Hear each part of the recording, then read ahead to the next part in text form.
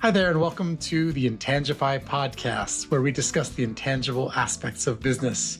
I'm your host, Matthew Asbell. By day, I'm an intellectual property attorney, but doing my podcasts, I talk to people in all walks who have something that they do that relates to intangibles and how businesses thrive. My guest today is Michael F. Schein. Michael F. Schein, who is the best-selling author of the Hype Handbook, and works by day as a ghost writer these days. Mike, welcome. Hey, Matthew. It's great to be here. Really glad to have you here. Mike, you and I became fast friends. I think we met on Lunch Club and it was an instantaneous thing. Tell people a little bit about the history, the story behind the Hype Handbook, what that is and how you got that on the list, on the bestseller list. I want to start by saying that I agree about the fast friends thing. It's I like Lunch Club a lot. For those of you who don't know, it's a service where I guess AI, even though it's been going on for a long time, matches you with people they think you'll like. And I've met lots of great people, but I feel that you and I really hit it off in a way that I don't always. And we have had lunch and we've kept in touch. So yeah, I want to say thank you for that.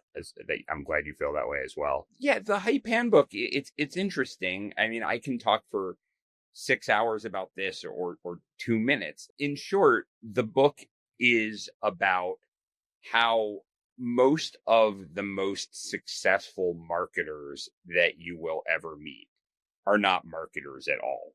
So there's this concept about marketing with a capital M that we all hear about in business. And there are so many books on marketing, so many marketing experts. And a lot of times what marketing talks about is the sort of technical aspects, how many times a week you post on social media, how you build these sales funnels, all of these things.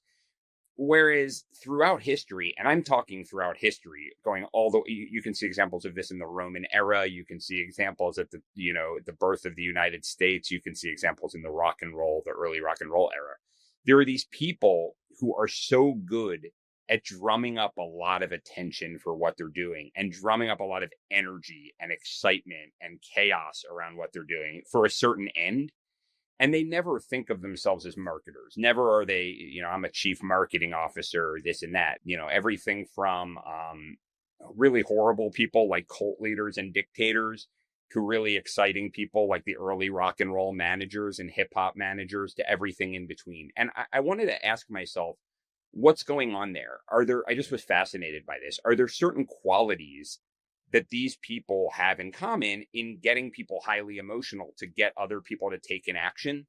And if so, does it have to be nefarious? Does it have to be bad? And I found out that there are qualities. There are certain things. Human beings are more alike than we are different, and we're wired in a certain way. And there's a way, the content is different. It can be rock music and could be ancient Roman military. The underlying mass psychology principles are very, very similar. And the other thing is, you can do this through an ethical lens. And that's not just me saying that because I want to sell books or want to, put a caveat on my thing. It's that the people who take to these kind of strategies tend to be a little more amoral than the rest of us because they see the way the world really is rather than sort of how it ought to be. But the rest of us can apply an ethical lens and use these same psychological strategies to get people to do what they want while also adding some color to the world. So for a variety of reasons, I got fascinated by this topic, wrote a book about it. It got some attention, and here we are. Can you drill down a little bit? Because I think talking about these things in the abstract is one thing. And, as you mentioned, political leaders and dictators and things, certain people come to mind for those of us listening to you. But when you talk about using this without the nefarious intent and how you use this in another way, can you give us some examples of how someone might do this with an ethical lens and what they're doing exactly? Yeah, there are some really interesting ones. So it's funny, the person that I'm assuming you're referring to uses hype strategy number 1. There are 12 hype strategies in the book. And I went through and I would see these repeating sort of strategies with various kind of applications. And one is something I call make war, not love. And the idea is that people are much more attracted, especially in groups, to being against something versus being for something, right? So you can say, we've seen this done in really horrible ways. I mean, you can say Germany is the greatest country on earth, and people will say, yeah, no, it is. And then you can say, Germany is not the French. Germany is not the Jews. Germany is not the communists.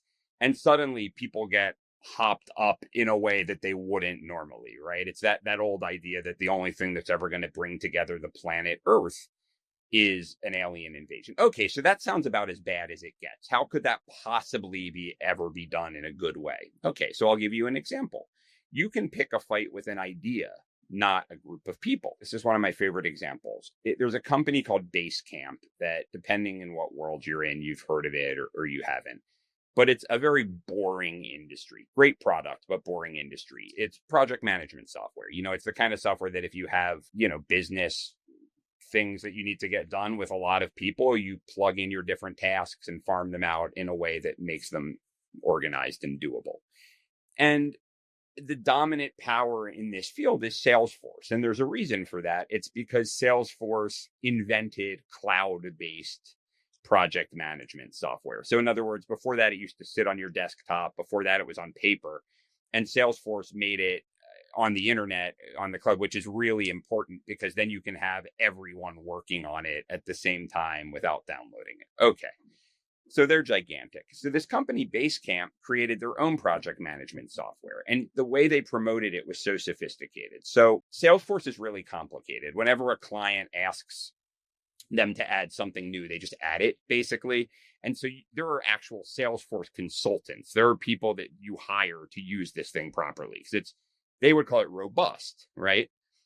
Basecamp said, you know what, our software is going to do like 5 things, and it's going to do them really well. And so for people who don't want to learn this thing, easy to use, this. And so they could have just sold it that way. They could have put out a bunch of ads that said, hey, we're the easy to use software. We may not be the software that, you're full-time, we're the software that you don't need a consultant for or whatever. They could have done that, would have done okay. They could have picked a fight with Salesforce and said, we're better than Salesforce because we're not complicated. Okay, but what they did was so much better. They picked a fight with the idea of the over complexity of work itself. So the founders of the company wrote a book called Rework, and it had nothing to do with their software. It basically said, the working world has become incredibly overcomplicated, and we do a lot of work for work's sake. So they have these principles. Like, one is fire your workaholics. They say, if there are people in your company who always work 7 days a week, that should not be a badge of iron. That means they're very inefficient. They say in there, and this is paraphrased, but they basically say, when your clients say jump, do not say how high. They said, always do the best job. Basically, don't do overpromise and underpromise and overdeliver. They basically said, always do the best job possible. Do things wonderfully. But if every time they ask for a custom thing, you run and do it. If every time McDonald's, if people said, well, we want fried chicken, we want foie gras, we want strawberry shortcake, that's you become complicated. So why is that so sophisticated? People love Basecamp. Their audience is nowhere near as big as Salesforce. They don't want it to be, but people will wear a Basecamp t-shirt. People will quote the founders, because when you align yourself to Basecamp, you're actually aligning yourself with being against this style of overwork, this style of overcomplexity, this style of performative work that everyone else seems to preach. Well, what's the logical conclusion? What software are you going to use to execute on that vision? You use Basecamp. So again, it's very subtle, it's very sophisticated, but I actually think that company does well in the world by picking a fight. That's a lot to think about. I've seen people wear Salesforce t-shirts, just for the record. I think that part of that's because they do a lot of conferences, Or maybe they're consultants. Yeah. And again, Salesforce is wonderful. That's what's so interesting. Basecamp was so sophisticated. They never picked a fight with Salesforce. They never used the word Salesforce. They say there's a role for Salesforce. If they were to say anything at all, I assure you that's what they would say. What they're picking a fight with is hustle culture. Yeah, I get that. I'm trying to think about how this applies in my life and in my practice. And I'm thinking that on the one hand, I'm in a customer service business, and when clients ask for things, we are, say jump, I am saying how high. Clients are regularly looking for customized estimates, customized work. They don't want to be treated like a number. It's something that at least I try to pride myself on being and doing for them. But under the principles you were describing that Basecamp use, it sounds like they're painting that as inefficient, while on the one hand, as a customer service business, I'm concerned about those things. How do I provide access? How do I be responsive, address what their concerns are, know them? On the other hand, I'm also deeply concerned about efficiency. Pitting those against each other puts me in a personal conflict. I don't know how I could be both. I want to make a distinction, though. This is interesting when it comes to what I was writing about in the book. It's not about whether Basecamp is right or wrong across the board. It's the fight that they picked. They're in the business of selling a simple customer service software. So that might not be the right thing for you. Or if it is, it's we're going to provide customer service that's completely customized for the things we do best, but we're going to streamline everything else. But the deeper point isn't whether Basecamp's message, I mean, I would read the book Rework. It's a good book, but you're an attorney and your model is a different model than the kinds of companies they're talking about. But to me, what's interesting about what they did isn't so much about whether their argument applies to you. It's the way that they promoted themselves and built a lot of energy around their brand when they were a very late mover compared to Salesforce. So I want to flip the script for a minute and help us look at this a different way. I want to do an exercise that I've often done with clients and that I do in the book. So what I would ask you to think about, and you don't have to answer this now, you might need to think about it, is ask yourself two questions. What is a commonly held point of view in your world, in your corner of the universe, that is so commonly held that it's almost like gospel, right? Like in my world, it used to be, not in ghostwriting, but in marketing, which is the field I was writing about, was you have to build funnels, sales funnels. What's a point of view in your world that when you hear it, you get a little nausea in your stomach? You say, ugh, the emperor really has no clothing. I really actually disagree with that. And then on the other side, I would ask myself, what's a point of view that other people tend to disagree with, tend to think is wrong, secretly or not so secretly, are 100% convinced is actually right? So like in my world, this has changed a little bit, but everybody was talking about, search engines and technology and this and that. That's the secret to marketing. And what I said was, no, I don't agree. The people that I see who are really good at marketing could do it on papyrus, that it's about psychological strategies. So I picked a fight with the marketing world. I'm not expert enough to tell you in your world of intellectual property law what the right way to run your business is. Probably the guys who run Basecamp are. What I can tell you, though, is how to simplify a message so that it creates energy and excitement and buzz and dedication. If we're thinking about that, the aspect of that I still would struggle with is someone in my profession, someone like me, someone out there needs to be multiple things to multiple people. And for instance, I have a new personal branding website.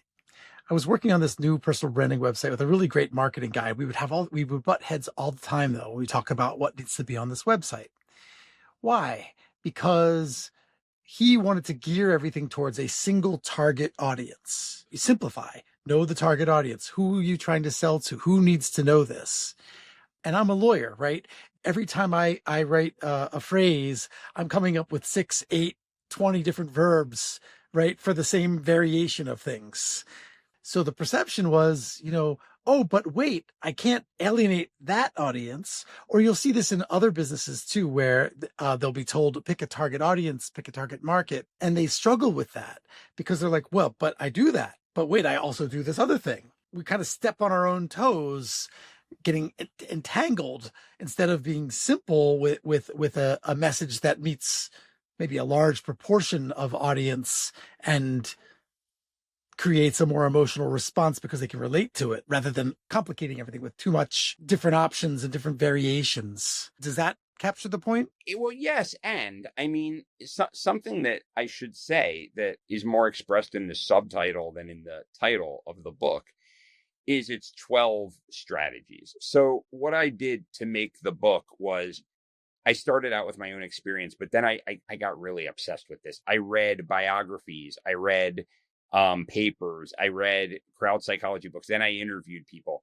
And my kind of hypothesis was, are the strategies that these really good attention getters use just all over the map? Are they just charismatic people, or are there common through lines? And it turned out I could group them pretty easily into 12, but not everybody uses all 12. You know what I mean? So like, that strategy of picking a fight works really well for Basecamp. It may not work well for a law firm that has 10 different types of clients, but another strategy might. So like, there's a strategy in the book that I call build a secret society. And what that's based on is this idea that what a lot of successful, as I call them, hype artists do is they make it seem, without lying, but they just kind of create the perception. Sometimes they lie, but sometimes they don't. And they create the perception that all of their success is coming about in this really grassroots way, like person by person. People are just discovering them, and it's this organic thing. But what they really spend most of their time doing is forming connections with what I call human pressure points. You know, they talk to people who are essentially, or they form bonds with people and incentivize people who spread the word, who have followings of their own and piggyback against them. And the story that I use for this, there's this guy, Edward Bernays. I'll keep this short because this is a really interesting life story, but he was Sigmund Freud's nephew and he invented public relations. And one of the and this guy was pretty sinister, but what this guy basically did was he got hired by Beechnut, which was at the time a major pork products producer. And they wanted to up the consumption of bacon, which at the time in the 1920s was not that popular in the United States, ironically. So he got this doctor he knew who was this really high prestige guy who had like 5,000 other doctors who listened to him to do a study, quote unquote, that said that bacon is the perfect breakfast food because it replaces the energy you lose during sleep. And so they got every doctor in America to recommend bacon. Now that's deeply immoral, but what can we learn from that? Getting close with and getting 5 well-connected people excited about what you do can sometimes be a better use of your time than posting on social media 7 times a day. Not always, again, but we make it seem like, this guy's got this big social media following, this lady, everyone wants to hear about them. For all you know, their best friend had a following of 20 million people and did one shout out, and that's what caused it. So that's another strategy that you see time and time again. So it's not like you have to use them all. It's just that, like, what I guess is ineffective is when people hear this like surface level advice. And again, sometimes it's really important to post every day on social media, but that's a tactic. That's not a strategy. That's like saying, what's the secret to writing a great book? Get a typewriter and type things, or a computer, or get a pen. Sure, that's technically true, right? But what are you typing? So that's sort of what I was trying to crack. What is it that motivated you to do this book? What did you encounter in life that said, I need to write a book about this? I'm finding this out about the way these people act.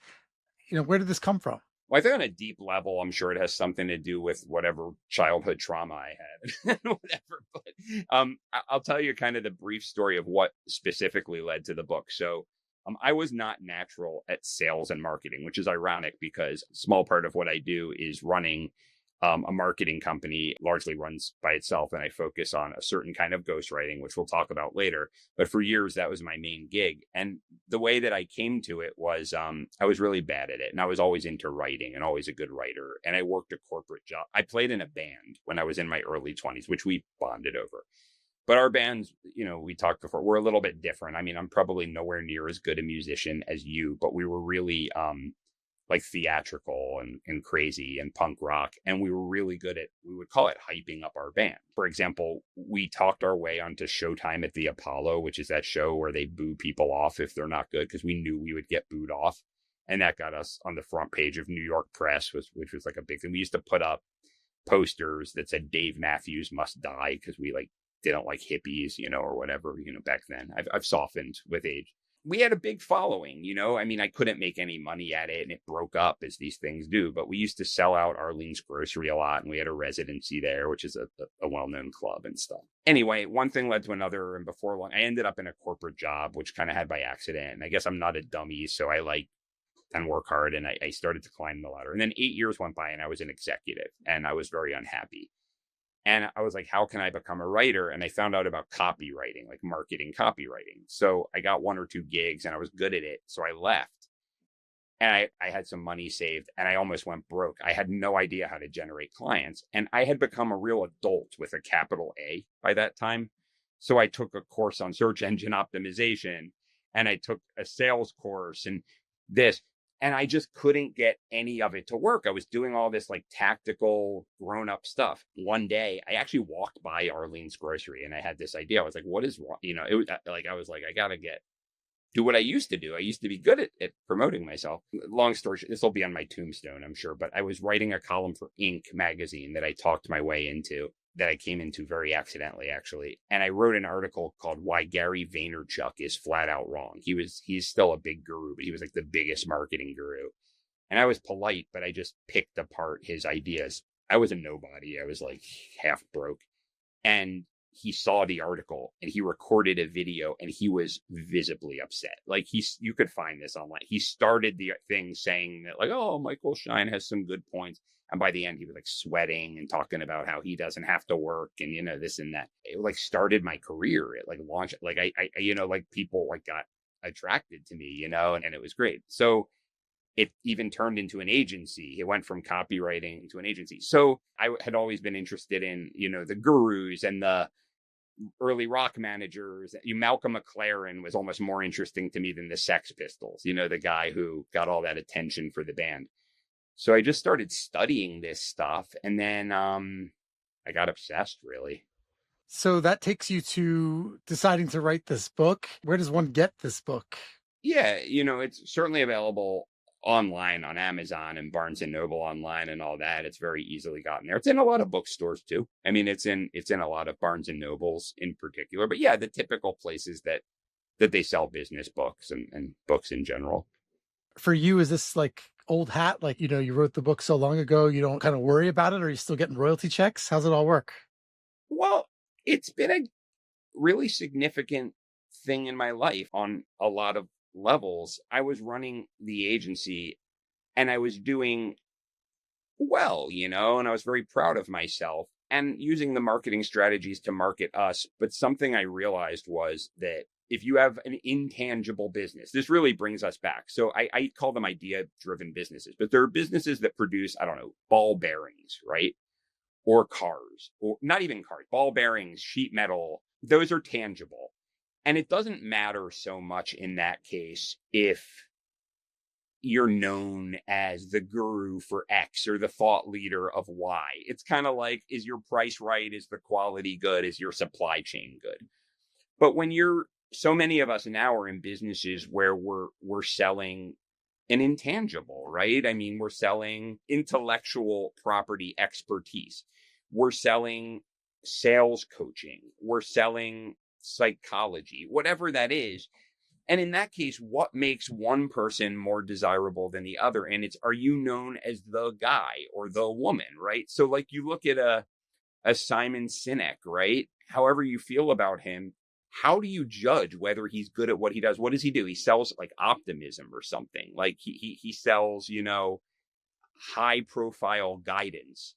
How do we know is it that this sheet metal holds up for 30 years under hard weather? The optimism? No. And one of the things I realized at a certain point in running the business was a book is almost always at play. And it's almost always the right kind of book. So if you look at the top people, Elizabeth Gilbert, Gary Vaynerchuk, Susan Cain, Ray Dalio, Scott Galloway, all these people, almost always they have a book. And it's not just a book. It's usually a high concept book. It's like everything you know about your corner of the universe is mistaken. This is a new idea. Start with why. You can actually work 4 hours, the 4-hour work week. Introverts are actually really good, quiet. And I would see this over and over again. And also, I'm a writer. I wanted to be a writer since I was 5. I wanted to write novels. I still write fiction and stuff. I was attracted to music by writing songs, not by playing guitar. So I didn't want to so I knew I needed a book to grow the business and grow my career. And I wanted to write a really good book. Like, I know that some of the gurus out there, or not such gurus, their books are like an article with a lot of padding. I wanted to write a book that I liked, that I would read, even if it wasn't a business thing. So I'm proud of the book. So just forget about all the money stuff and all this. Like you said, like, I'm very proud of what I produced. And then second of all, when the book came out, it corresponded with the outbreak of COVID.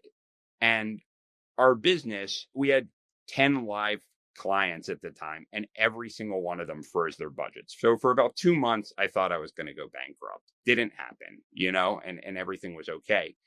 But it made me assess a lot of things. I got a lot of attention around the book. I was lucky. The book came out, and I went from being a guy who was running an agency to the hype guy, because something I didn't realize was in the world of venture funded startups, they use the word hype a lot. They want to hype up their company to get a higher valuation.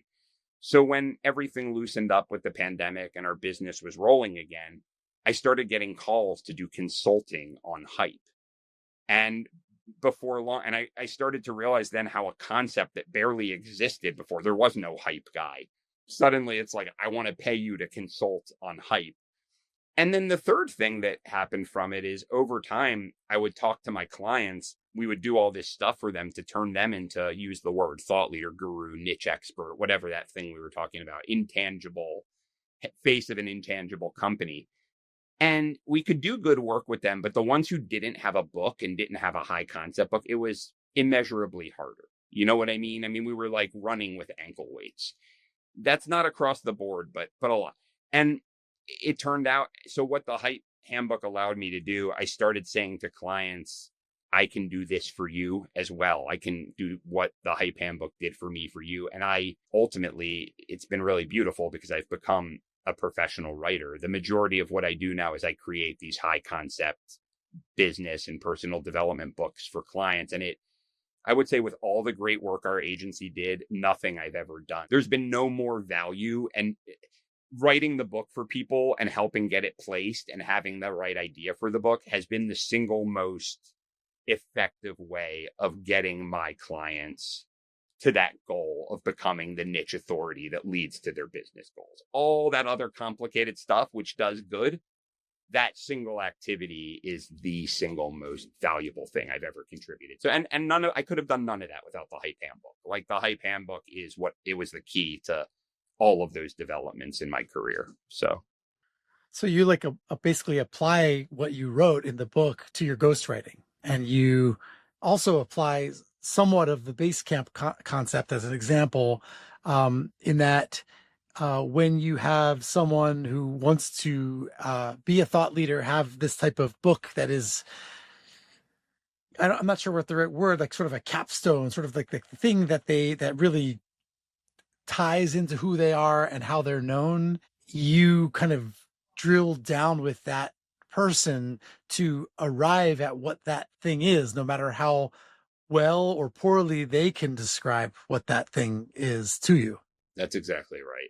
It's been really fun and cool and gratifying, certainly for me, and I hope my clients have felt this way too, because there are so many fantastic ghostwriters. And sometimes when we're not appropriate for the right job, we even trade work back and forth. There are so many good ones, One thing I'll say about myself, and this is only because of my particular journey, is that I come to it through the lens not of just writing a good book. Like, you ultimately want a good book, but I come to it through the lens of what were we trying to accomplish and doing relatively successfully with the agency, and what was missing, right? So it's all those, it's the Basecamp concepts. It's what's your strong point of view?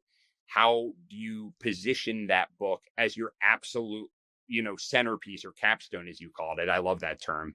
To your entire program of attracting attention and getting people to see you as the expert so that you can accomplish your goals, whether that's getting more clients or whatever. How do you take your expertise, which might be good expertise, but put it in a form that people can get excited about, right? So like I could have written a book called Marketing Strategies for the Psychological Marketing Strategies for the 21st Century and Beyond. And that sounds ridiculous. You see books like that all the time. And no one cares. They're usually published by small presses and Wiley or whatever. They're not, they're not small, but they're very industry books, and they don't accomplish those kind of goals. So it's almost been kind of a, what do you call it? Like a culmination of all the stuff that I've done, which is fun. I'm laughing because right when I started practice as a lawyer, I had some careers before then, but when I started practice as a lawyer, I did a pitch to really edit a book and write a chapter for a book. And ultimately took the whole book all the way to fruition. It ended up being 2 books and released it.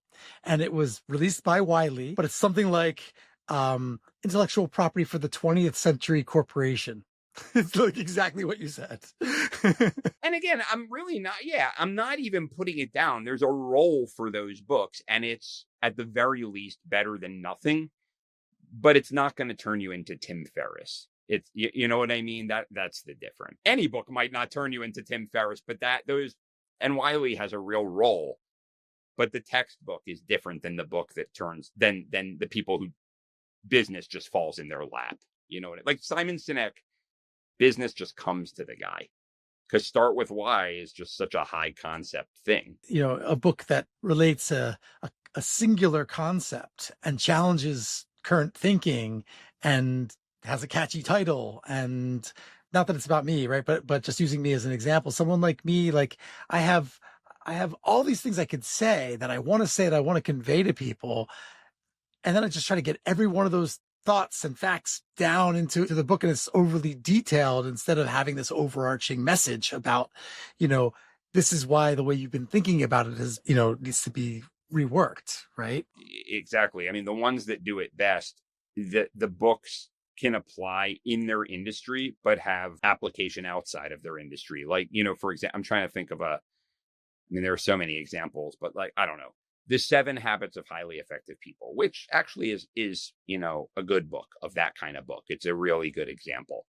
And the guy did leadership training, right? I mean, that's what he did. And so anyone who wants to hire a leadership trainer would read that book and say, of course, I'm going to hire Franklin Covey, right? I mean, at the same time, you can read that book if you partied a little too hard and were too disorganized and were ready to start a family. You know what I mean? You could read that book to get your life back on track. You could read that book to be a better employee. There's a million applications outside of it. So the best of those kind of books and straddle that line really well. Yeah, lately I've been on a kick reading a bunch of books along those lines, and one of the ones that I've read, I'm actually reading again, is The Success Principles by Jack Canfield. How do you define success? It might be about your career and whatever, but it could also be about your family or your charitable endeavors or whatever it is you want to accomplish. Your success in your relationships, success in your physical. I read it and I think about it in the context of my legal practice and what I can do and what I should do. But I also read it in the context of my family and my physical health and other things. And it's sort of a holistic overhauling of my whole perspective because it applies everywhere.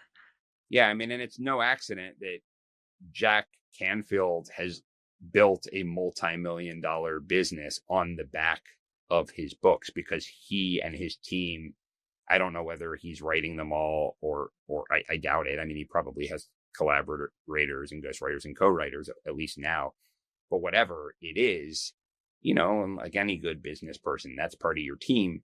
He's so good at straddling that line. He's so good at saying, hey, you're not doing it quite right. Here's a new way to do it. This will do really well, corporation, when you want to hire me for $100,000 to speak, to teach your people how to sell better, but also have more, I don't know, morale or whatever. But he also can be sold in an airport and you're like, wow, I haven't been talking to my kids the right way. And that's why he's a master, right? So sort of a universalization, right? Like you have a concept, but it goes beyond the subject matter that you're particularly in, or it applies across many subject matters. Right. And then to complicate matters further, it still has to be specific enough. So a lot of times where I'll see people go wrong, and a lot of times there's nothing wrong with self-publishing. Some self-publishing is good, but self-publishing also means there's no gatekeeper. So I see a lot of self-published books that are like what I'm about to say.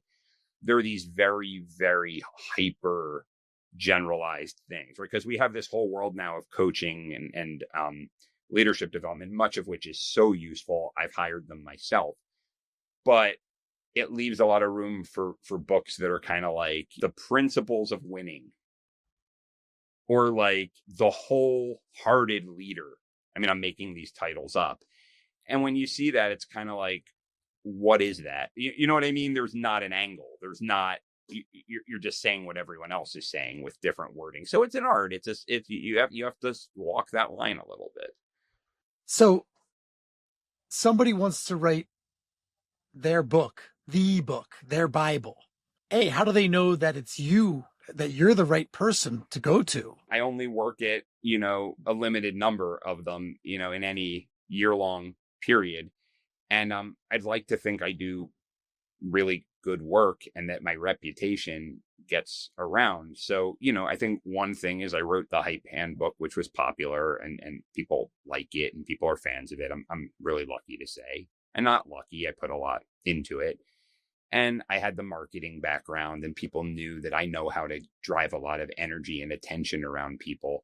But I think, I hate to say word of mouth, because I certainly do try to be out there in the world and share my knowledge. But I think you gain a reputation for being good and being able to get people that result. I mean, what I can tell you is about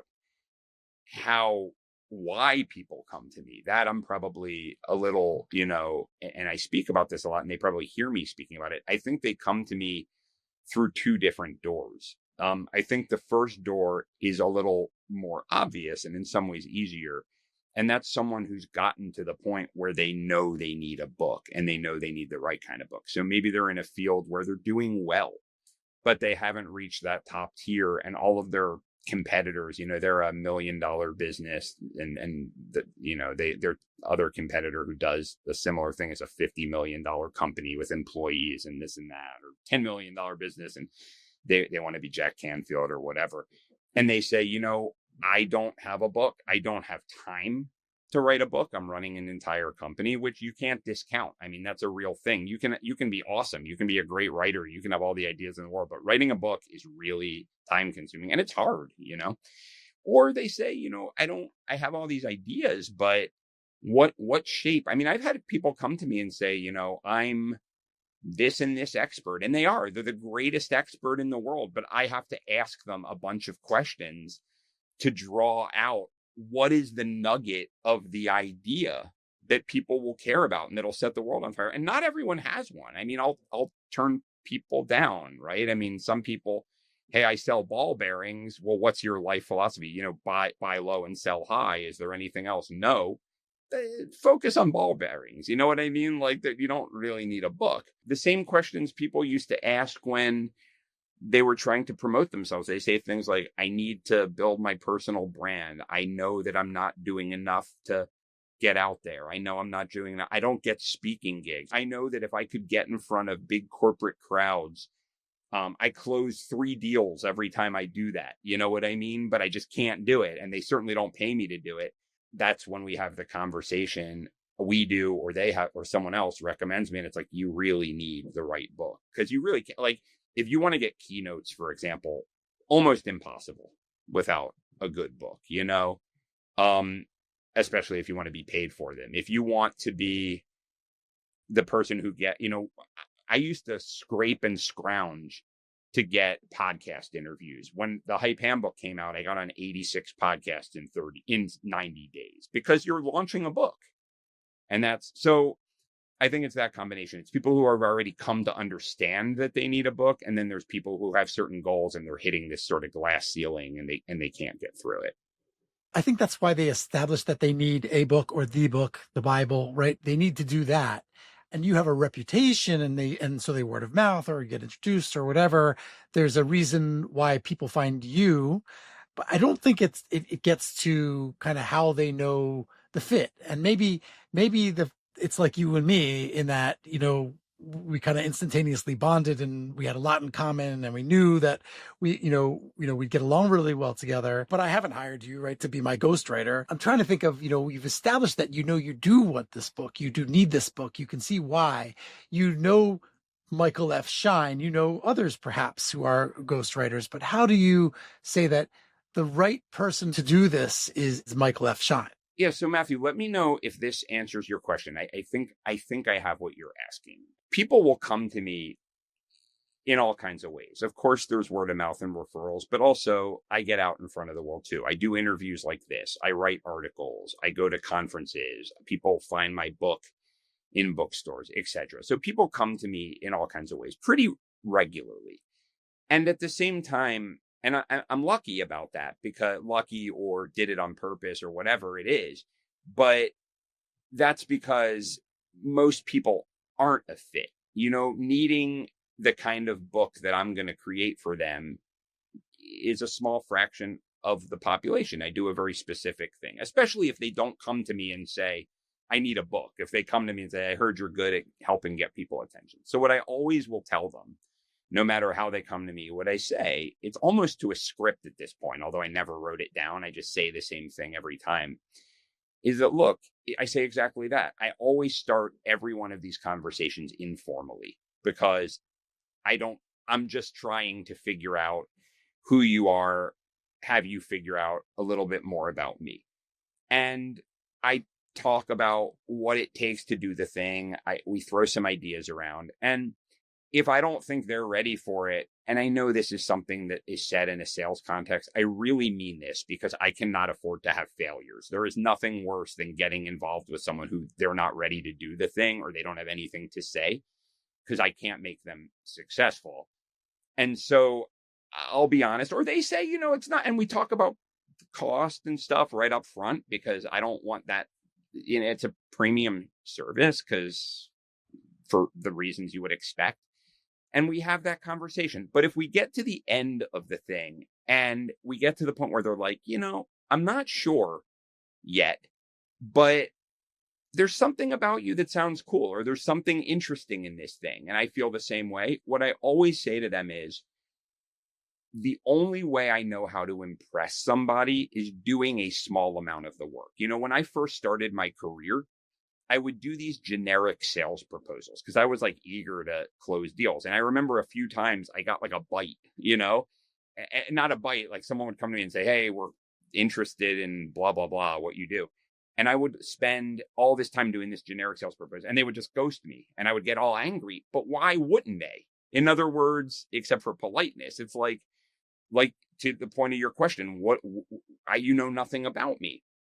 And then when I was doing the marketing agency as my main thing, after they had already paid me, the first thing I would do was this 2-hour strategy session. And I'm bad at a lot of things in this world. I will get lost at some point this week. Like, I'm really bad at a lot of things, I can barely catch a baseball. Like, I don't know, but what I'm really, really, really good at, I think I have writing ability, I've always been good at that, but something I'm really, really good at is asking questions and doing certain creative exercises with people and connecting the dots and coming up with really high concept ideas quickly.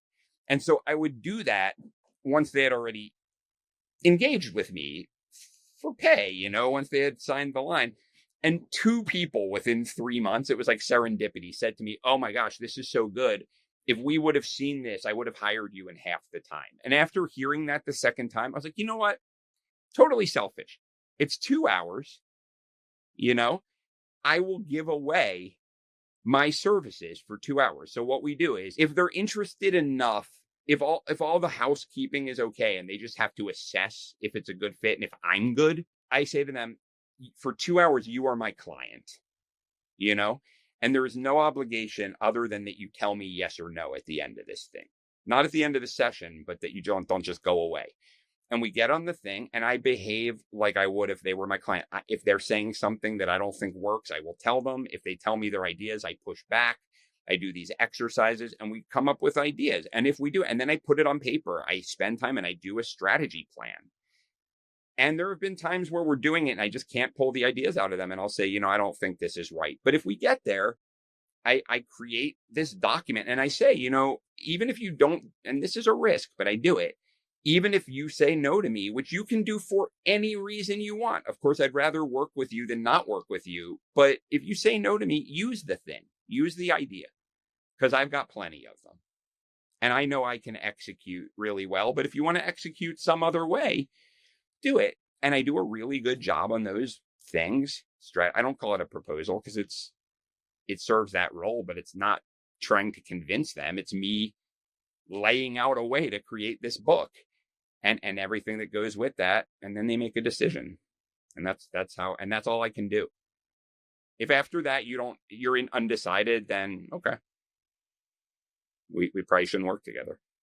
So I think that helps a lot. You were marketing, you wrote the book, and that got you through a little bit of the hard times in COVID as well, and supported your expertise as you became a ghostwriter and have been doing that work. Do you have an ultimate goal? Is there something beyond this that you're looking to achieve?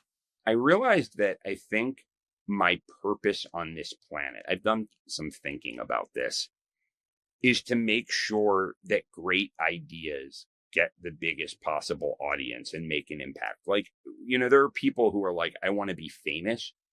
I am ambitious and I've always been ambitious, but I never framed it as famous. But I've always framed it as I want to be influential, not like an influencer, but influential. Like I love, I'm a book nerd, but not just business books. I read fiction. I read all kinds of stuff. And when I was a kid, I loved Kurt Vonnegut, and as many young men do and young people do. But only a certain person is going to he's passed on, but recognize that guy on the street. But he meant so much to people and his ideas did.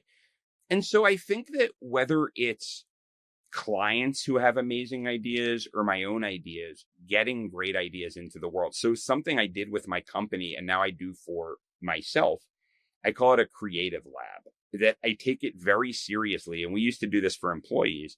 Take it very seriously to dedicate a certain amount of time to just whatever project you want to work on, and not in the Google way where you spend 20% and whatever you create belongs to me kind of thing. It's work on whatever. If you want that to be abstract sculpture, it can be abstract sculpture. Now, why did I do that with employees?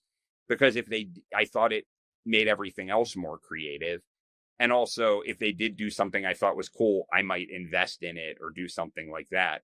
But I apply the same principle to myself. Like right now, I'm doing a few creative projects, one in particular, and I carve out a very early morning, 2 hours a morning to experiment with that. And so I don't think it's like I have this big plan, like I want to write 3 bestsellers, 4 novels, and a stage play. But I think just having a life and an ecosystem that's all about awesome ideas being brought to life on a regular basis, I think is why I'm here. So maybe not a singular thing like the Hype Handbook, but more like being remembered as a person who brought ideas forward, something like that. Yeah. So Mike, where do people who are interested in what you do find you? There's my website and things like that, which, Michael, there's my company, but the best place is michaelfschein.com, Schein, not the other way. But I think the best way, I'm going to give out my own information because I find that just a direct contact is always best. So my email's a little wacky, but it's MFS, like Michael Frank Sam, at microfamemedia.com. So MICROFAME media.com. And I'll even give my cell phone out because I feel like everyone communicates by email. And if you do call me, I will be happily surprised because I feel like no one uses the phone. So it's there was a time where if you gave your phone number out, it was like, oh my gosh, I'm opening the doors to everyone. But it's almost worse to give your email out if you don't want to be contacted. Anyway, digression. My phone number is 917-273-9885. And anyone should feel I welcome all calls, all questions. It's great to talk to anybody. I love talking about this stuff. Well, Mike, always great to chat with you. I'm really glad we got a chance to do this, and I'm going to be seeing you separately from this pretty soon, so look forward to that as well. Thank you so much for being here. It was really fun. It was a great conversation. Always is.